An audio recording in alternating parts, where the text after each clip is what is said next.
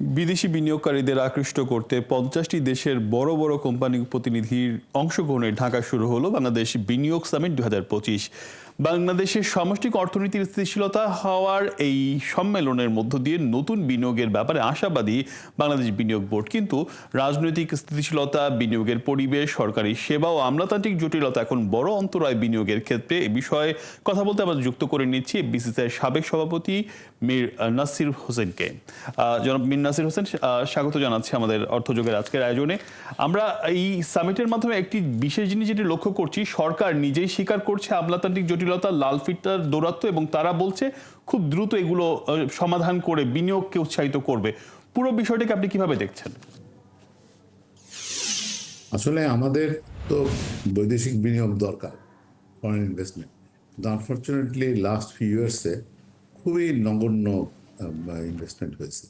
তার অন্যতম কারণ হচ্ছিল যে একজন বিনিয়োগকারী তিনি কি কি জিনিস বিবেচনা করবেন। উনি বিবেচনা করবেন যে তার শিল্পের ভবিষ্যৎ কি, বাজার আছে কিনা, এবং শিল্প করতে গেলে যে সমস্ত জিনিস দরকার, আপনার প্রয়োজনীয় ল্যান্ড আছে কিনা, ইনফ্রাস্ট্রাকচার আছে কিনা, গ্যাস, বিদ্যুৎ এগুলো আছে কিনা, এবং অন্যান্য যে লজিস্টিক্স, পোর্ট থেকে আরম্ভ করে এবং বিভিন্ন আমলাতান্ত্রিক বিষয় রয়েছে, এইগুলি কিভাবে দেশে কাজ করে, তারপরে নির্ভর করে বিনিয়োগ।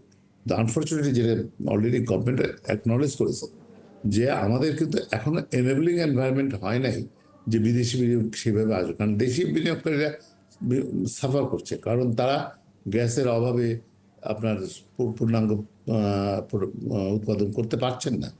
তারপরে আপনার বিদ্যুতের একই অবস্থা, কারণ এনার্জিটা হচ্ছিল কোর অফ অল প্রবলেম। কারণ হচ্ছিল এই এনার্জি যদি সলভ করা যায়, যে কোনো ইন্ডাস্ট্রি কিন্তু ভালোভাবে এগিয়ে যেতে পারে।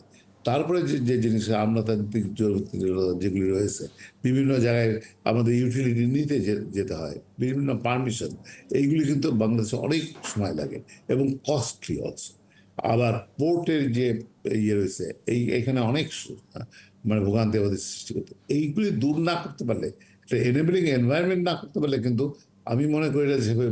যে আমরা দেখলাম যে চট্টগ্রামের ব্যবসায়ী প্রতিনিধি দলকে, বিনিয়োগকারী প্রতিনিধি দলকে নিয়ে যাওয়া হয়েছে এবং তারা পোর্টের কথা কি বারবার বলছিল যে পোর্টের এবং যোগাযোগ ব্যবস্থা যত দ্রুত উন্নয়ন হবে এই বিনিয়োগ তত ত্বরান্বিত হবে বলে তারা বলছেন, এবং অর্থনৈতিক অঞ্চলগুলোকেও সচল এবং কাজে লাগানোর চেষ্টা করছে বিরা। এই ব্যাপারটি কি বলবেন? আসলে অনেকদিন ধরেই তো আমাদের এই অর্থনৈতিক অঞ্চলগুলো তৈরির প্রক্রিয়া চলছে, সেটি সক্রিয় করতে সমস্যা কোথায় হচ্ছে? সমস্যা হচ্ছিল যে আপনি একটা ইকোনমি যখন করছেন, সেখানে আপনাকে তো একজন ইনভেস্টরকে আপনি শিওর করতে হবে, যে গ্যারান্টি দিতে হবে তার যেগুলি দরকার। সেখানে একটা বিনিয়োগের জন্য সেখানে যেমন ল্যান্ড না হয় দিল, কিন্তু কথা হচ্ছিল বিদ্যুৎ, গ্যাস, তারপর হচ্ছে পয়ঃনিষ্কাশন ব্যবস্থা, ইটিপি করার যে ফ্যাসিলিটি, এগুলি তো এনশিওর করতে হবে। তা নাহলে একজন এসে ফাঁকা মাঠে কিভাবে একটা শিল্প গড়ে তুলবে। এইগুলি আমরা আগের গভর্নমেন্ট অ্যাম্বিশাস কতগুলি দিয়েছেন, 100টা, কিন্তু ইফেক্টিভলি তো সেগুলি শুরু হয়নি, সম্ভব না, বা বাস্তবের সাথে এখানে কিন্তু মিল নেই।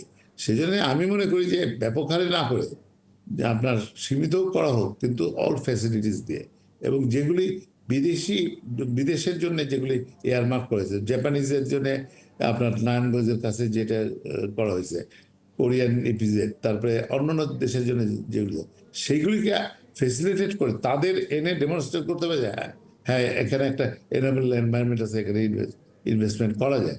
তাহলে কিন্তু বিদেশি উদ্যোক্তারা উৎসাহিত হবে। জি, রাজনৈতিক স্থিতিশীলতা, এবং আমরা জানি যে বিভিন্ন নীতির স্থিতিশীলতা খুব দরকার বিনিয়োগের ক্ষেত্রে, কারণ পরপর নীতি চেঞ্জ হলে কিন্তু বিনিয়োগ করে সেটি ইয়ে করে না।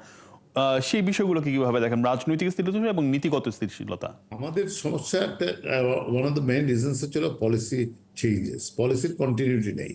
আমরা একটা পলিসি দিয়ে আজকে নামলাম, 2 দিন পরে দেখা গেলো পলিসিটা চেঞ্জ হলো। যেমন আমি ধরেন ব্যাংকের সুদের হার, এটা ছিল 9%-এর মধ্যে, কিন্তু সেটা যে কোনো কারণে হতে এখানে অনেক সমালোচনার ব্যাপার রয়েছে, কিন্তু ছিল তো। যখন একজন ইনভেস্টমেন্ট করেছে তখন 9% সুদ হার ধরে করেছে, এখন তাকে যদি 14% দিতে হয়, তার তো বিজনেস কেস নষ্ট হয়ে যায়। তখন আগে যে বিদ্যুৎ জ্বালানির দাম, আপনার গ্যাসের দাম আমাদের এক সময় ছিল 14-15 টাকা, সেটা করা হলো 30 টাকা। এখন আবার নতুন করে যে প্রস্তাবনা আসছে প্রায় নতুন ইন্ডাস্ট্রিগুলো 75 টাকা করে দিতে হবে। এই যে চেঞ্জেস, এইটা তো যে কোনো উদ্যোক্তাকে নিরুৎসাহিত করে বা আতঙ্কিত করে। এই জিনিসগুলো স্ট্রিমলাইন করতে হবে, পলিসি কন্টিনিউটি থাকতে হবে। আর রাজনৈতিক স্থিতিশীলতা একটা বড় প্রশ্ন। আমরা তো এমনি একটা ট্রানজিশনের মধ্যে দিয়ে যাচ্ছি, কেন অগাস্টে যে পরিবর্তন হয়েছে সেই পরিবর্তনের পরে অন্তর্বর্তীকালীন সরকারের সময় যাচ্ছে, এখন সামনে নির্বাচনের ব্যাপার হচ্ছে। এই সময়টা তো এমনি যে কোনো বিনিয়োগকারী একটু চিন্তা করবে যে রাজনৈতিক পরিস্থিতি একটা পর্যায়ে আসুক, তখন হয়তো আমরা নতুন করে বিনিয়োগের চিন্তা করবো। তারপরেও যে এই অন্তর্বর্তী সরকার যে 8 মাসের মধ্যে সাহসী উদ্যোগ নিল 50টি দেশের বিনিয়োগকারীদের আমন্ত্রণ করা, সেটিকে আপনি কিভাবে দেখবেন সংক্ষেপে যদি বলতেন? আমি এটাকে সাধুবাদ জানি কি জন্যে, ইতিমধ্যে বিভিন্নভাবে আমাদের যারা বিপক্ষের বা বিভিন্ন রয়েছে তারা কিন্তু বাংলাদেশের ভাবমূর্তিটাকে, ইমেজটাকে ক্ষতিগ্রস্ত করার বিভিন্ন রকম চেষ্টা হয়েছে। যেমন ধরনের ইনস্টেবিলিটি রয়েছে, আমাদের সরকারি সেভাবে কাজ করছে না, সরকারি যন্ত্রগুলি সেভাবে সঠিকভাবে চলতেছে না, হুইচ ইজ নট ট্রু।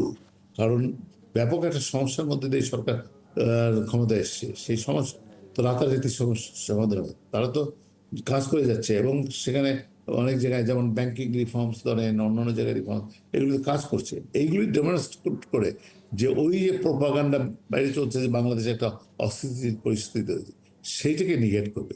যে এরা এসে দেখে যাবে যে অ্যাকচুয়ালি এখানে তো যেভাবে বলা হচ্ছে বাইরে থেকে একটা ইতিবাচক মেসেজ আমরা বিশ্ববাসীকে পাঠাতে পারলাম। অনেক ধন্যবাদ নাসির হোসেন আমাকে সময় দেওয়ার জন্য। দর্শক, এতক্ষণ আমাদের সাথে ছিলেন বিসিসিআইর সাবেক সভাপতি মীর নাসির হোসেন।